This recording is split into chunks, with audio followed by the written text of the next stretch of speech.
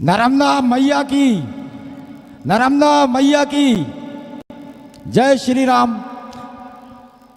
सर्वप्रथम मानव चेतना को जागृत कर रहे परम पूज्य ब्रह्मचारी जी महाराज सहित यहाँ उपस्थित सभी पूजनीय संत गुरुजनों का मैं सादर चरण वंदन अभिनंदन करता हूँ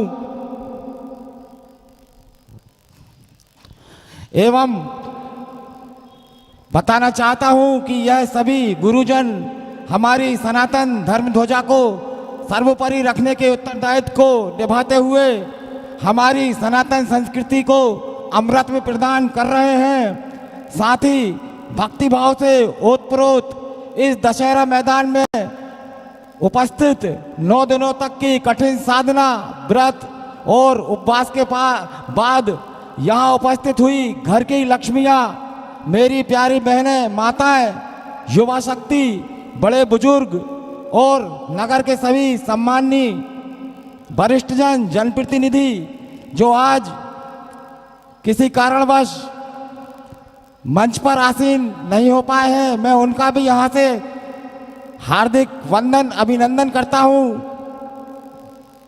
और ऐसे गुरुजनों का जिनका आशीर्वाद मेरे पूर्वजों पर, मेरे पिताजी स्वर्गीय श्री गज्जे भैया पर और मुझ पर रहा है कि आज मैं इस मंच से अपने विचार आप सबके सामने रखने के लिए योग्य हुआ हूँ। ऐसे गुरुजनों को मैं सादर प्रणाम करता हूँ और कहना चाहूँगा कि इन गुरुओं के लिए 4 लाइनें। जिंदगी गिरवी रखकर भी ना चुका पाएंगे हम जिनका कर्जा, माँ ही नहीं भगवान के बराबर गुरु का भी है उतना ही महान दर्जा। भगवान को भी भगवान बनने के लिए गुरु का ही ज्ञान काम आया था। माँ ने तो हाथ थाम के कहा था चलो, पर चलना कहाँ है यह गुरु ने ही बताया था। विजयादशमी के पर्व पर सर्वप्रथम मैं आपको हिंदू उत्सव समिति बरेली की तरफ से असत्य पर सत्य की जीत के इस महापर्व पर हार्दिक शुभकामनाएं देता हूँ। मुझे दायित्व मिला है कि मैं समिति के द्वारा पिछले वर्ष किए गए कार्यों का ब्यौरा आपके सामने प्रस्तुत करूं। तो मैं बताना चाहूँगा कि पिछले वर्ष भी संतों की उपस्थिति यहाँ हुई थी और बारिश के कारण थोड़ा व्यवधान यहाँ हुआ था, परंतु इन संतों की उपस्थिति के कारण ही यह संभव हो पाया था कि जिला रायसेन में सिर्फ बरेली ही एक ऐसी जगह थी जहाँ रावण दहन संपन्न हो पाया था और गिरते पानी में भी रात्रि सुबह के 4 बजे तक हमारा माता रानी का जागरण यहाँ संपन्न हुआ था। साथ ही मैं बता दूं कि इस धर्म सभा में यह जो कार्यक्रम है इसमें मैं यहाँ पर उपस्थित सभी युवाओं से विशेषकर यह अनुरोध करता हूँ कि हमें भगवान श्री राम के बताए हुए मार्ग पर ही चलना है, सत्य के मार्ग पर ही चलना है और गुरुजनों द्वारा बताए हुए मार्ग पर ही चलना है। क्योंकि श्री राम को तो अहंकार का ज्ञान था, परंतु रावण को ज्ञान का अहंकार था। इन्हीं सब बातों को ध्यान रखते हुए हमें गुरुओं के बताए रास्ते पर ही चलना है। हमें अपनी बहन बेटियों के प्रति पवित्रता का भाव रखना है। विशेष तौर पर युवा शक्ति से आह्वान है कि हम स्वावलंबी बने और हम अपनी ऊर्जा को राष्ट्रहित और राष्ट्र निर्माण में ही लगाएं। आगे मैं गुरुजियों की आज्ञा से समिति द्वारा किए गए कार्यों का ब्यौरा प्रस्तुत करना चाहता हूं।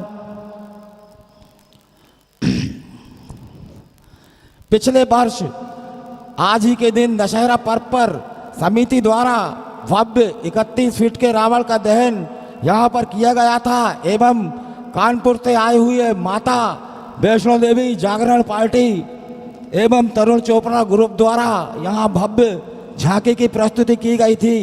हालांकि बारिश के कारण कार्यक्रम में थोड़ा व्यवधान हुआ था, परंतु फिर भी हमारा कार्यक्रम संपन्न हुआ।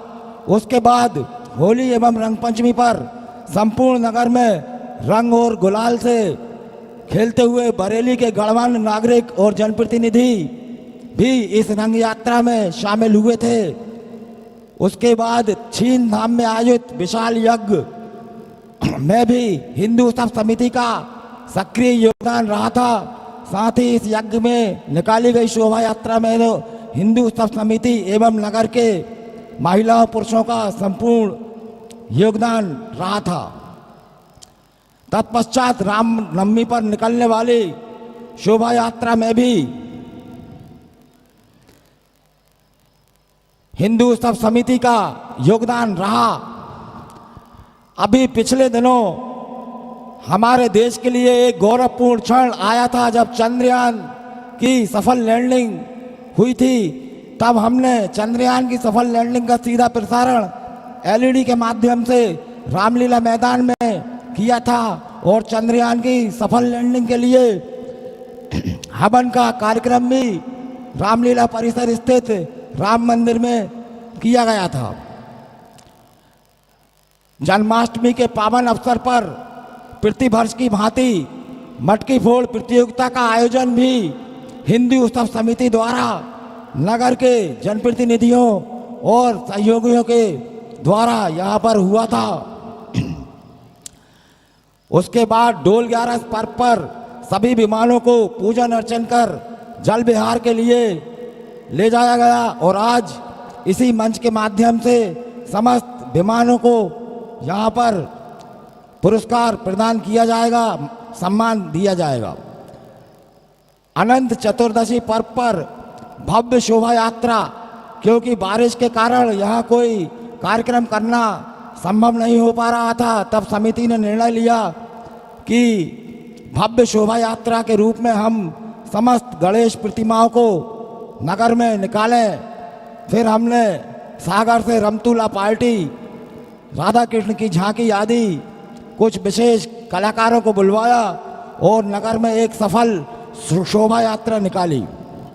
साथ ही हमेशा की तरह प्रतिवर्ष जो जैन समाज के पर्युषण पर्व हो, चाहे खेड़ापति माता मंदिर ग्रुप की सलकनपुर यात्रा हो, दुर्गा वाहिनी की शौर्य यात्रा हो, साथ ही नगर की विभिन्न धार्मिक सामाजिक यात्राएं हों, उनका स्वागत करना हिंदू उत्सव समिति कभी नहीं भूलती है और उनका उचित स्वागत और अनुदान भी दिया जाता है।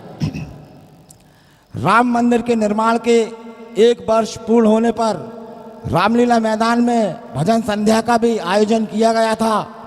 साथ ही नगर की एक आदिवासी बिटिया जो बीमार हो गई थी, उन्हें बीमारी हेतु भी अनुदान दिया गया था। हिंदू उत्सव समिति के सहयोगी हमारे बड़े भाई श्री राधेश्याम शर्मा जी को भी आर्थिक अनुदान हिंदू उत्सव समिति द्वारा दिया गया है। रामलीला मैदान में स्थित राम मंदिर में हो रहे अखंड रामायण पाठ में भी श्रद्धालुओं के साथ समिति के द्वारा भी सहयोग किया जाता है। रामलीला मैदान परिसर में विशेष मरम्मत कार्य के साथ ही नए टाइल्स और सैनिटरी का कार्य भी किया गया है। साथ ही इस वर्ष रामलीला मैदान की संपूर्ण रंगाई पुताई भी कराई गई है। नवरात्रि पर प्रतिवर्ष की भांति भी इस वर्ष भी एलईडी के माध्यम से रामायण का सीधा प्रसारण किया गया है और आज दशहरा के पावन पर्व पर नगर के समस्त अखाड़ों को इसी मंच से स्वागत एवं सम्मान और समस्त दुर्गा उत्सव समितियों को भी पूजनीय गुरुजनों द्वारा प्रदान किया जाएगा।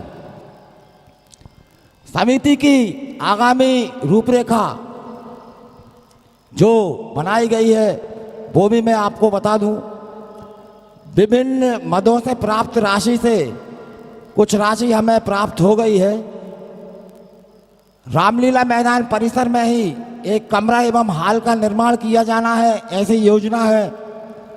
साथ ही रामलीला मैदान में टाइल्स एवं पेवर ब्लॉक लगाने की भी योजना है।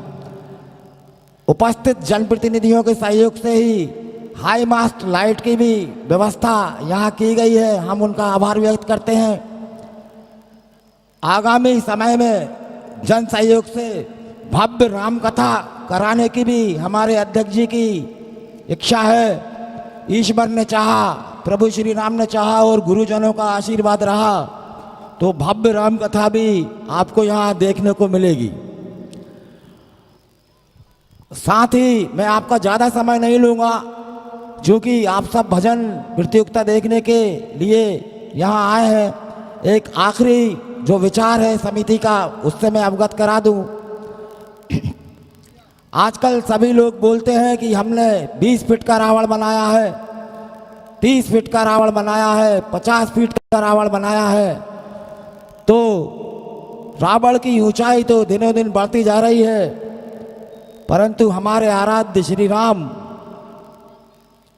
हालांकि उनकी ऊंचाई से तो खैर मुकाबला ही नहीं है रावण का, परंतु मेरी यह और समिति की यह इच्छा है कि हम जिला रायसेन में एक स्थायी श्री राम भगवान की मूर्ति की ऐसी स्थापना करें जो सबसे ऊंची हो और साधु संतों और गुरुजनों का आशीर्वाद रहा और आप सभी नगर के गणमान्य लोगों का आशीर्वाद रहा तो हम ऐसा प्रयास करेंगे कि नगर में किसी चिन्हित स्थान पर श्री रामलला की एक विराट प्रतिमा की स्थापना हो। इसके साथ ही मैं गुरुजनों से क्षमा चाहता हूँ यदि कोई मुझसे भूल हुई हो और अपनी वाणी को विराम देना चाहता हूँ। जय श्री राम।